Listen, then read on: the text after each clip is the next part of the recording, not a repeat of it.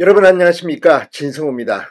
지금 헌법재판소에서는 윤석열 대통령의 탄핵 심판 심리가 한창입니다.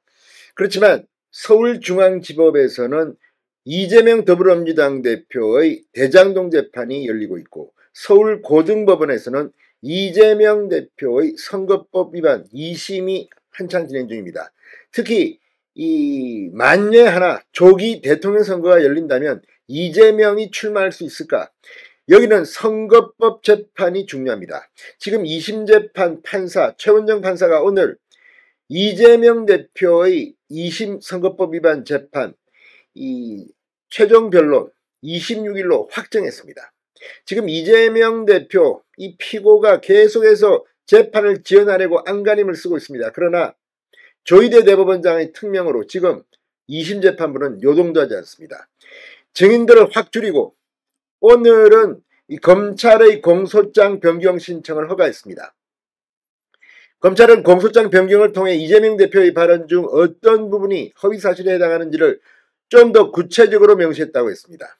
그리고 오늘 재판에 나온 증인 한 명이 이재명 피고인에게 결정적으로 치명적으로 악영향을 미칠 증언을 했습니다.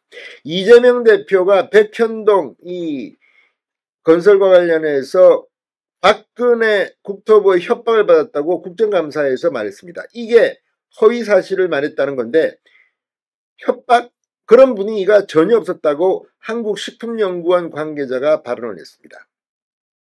자, 물론 재판 결과를 예단할 수는 없습니다. 2심 판사가 어떤 결정을 내릴지는 좀 더 두고 봐야 합니다. 그럼에도 불구하고 일단 속도는 더 이상 이재명의 지연 전술이 통하지 않게 됐습니다. 이재명 피고인 오늘 재판을 받으면서 어떤 생각을 했을까요? 진성호의 융단 폭격 시작합니다. 이재명 더불어민주당 대표를 융단 폭격합니다. 자, 이 서울고등법원 형사 6-2부 최원정 재판장은 오늘 이재명 대표의 공직선거법 사건 항소심 4차 공판을 열었습니다. 오늘 이재명 피고인이 직접 나왔습니다.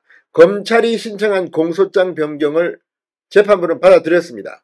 앞서 재판부는 지난 12일 공판에서 검찰 측에 이재명 대표의 발언 중 어떤 부분이 허위 사실에 해당하는지 특정해달라고 지적한 바 있습니다. 이재명 대표는 2021년 지난 대통령 선거 당시 고 김문기 전 성남도시개발공사 이 1처장을 성남시장 시절 알았음에도 방송 인터뷰 등에서 몰랐다고 하고 국토교통부 협박으로 백현동 개발부지 용도를 상향 조정했다는 허위 사실을 말했다는 혐의 등으로 기소됐습니다. 이 중 1심에서는 백현동 이 허위 사실이 징역형 집행유예를 받는데 결정타를 알렸습니다. 김문기의 경우는 무죄 취지였습니다. 자, 그런데 재판부는 26일 5, 6차 공판을 진행한 뒤 변론을 종결하겠다는 방침을 재확인했습니다. 오전에는 양형 증인 2명과 서정조사가 이루어집니다. 이재명 대표 측은 정준희 한양대 교수를, 검찰은 김성천 중앙대 교수를 양형 증인으로 신청했고 재판부는 이들을 모두 채택했습니다. 같은 날 오후 2시 6차 공판이 열립니다. 이재명 대표에 대한 피고인 신문과 양측의 최후 변론을 듣습니다. 구형도 검찰은 합니다. 그리고 변론은 26일로 종결됩니다. 3월 중에 이재명의 2심 판결이 나온다는 의미입니다. 자, 공직선거법에 따르면 이 사건은 이미 지난 15일까지 선고가 끝났어야 합니다. 633 조희대 대법원장이 말했던 그겁니다. 1심 6개월, 2심 3개월, 3심 3개월. 그런데 2심이 3개월이 지났음에도 지금도 재판이 진행되고 있습니다. 이미 법정 선고 기간을 넘긴 이 재판, 2심 재판부는 더 이상 지연은 통하지 않다고 말했습니다. 자, 1심 재판부는 지난해 11월 이재명 대표에게 의원직 상실력인 징역 1년에 집행유예 2년을 선고한 바 있습니다. 이대로 되면 피선거권이 10년 동안 박탈됩니다. 자, 26일 재판부가 변론을 종결하면 3월 중 2심 선고가 나올 것으로 예상됩니다. 자, 오늘 재판에는 이재명 대표의 백현동 개발 특혜 의혹 관련 증인으로 당시 한국식품연구원 청사 이전을 담당했던 이모 씨가 출석했습니다.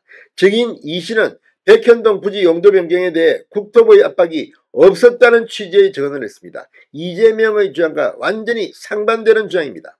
재판장이 2012년 11월 당시 국토부, 성남시 식품연구원이 함께했던 회의에서 백현동 부지 용도 변경에 대해 압박하는 분위기가 있었냐라고 묻자 이 씨는 전혀 아니었다. 실무자들끼리 얼굴을 알아야 하니 차 한잔 마시는 분위기였다고 답했습니다.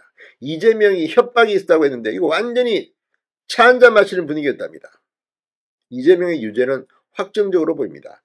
자, 이재명 대표 측은 당시 백현동 부지의 용도를 바꿀 의도가 없었고 국토부의 압박에 따라 어쩔 수 없이 용도를 변경해왔다고 주장한 바 있습니다.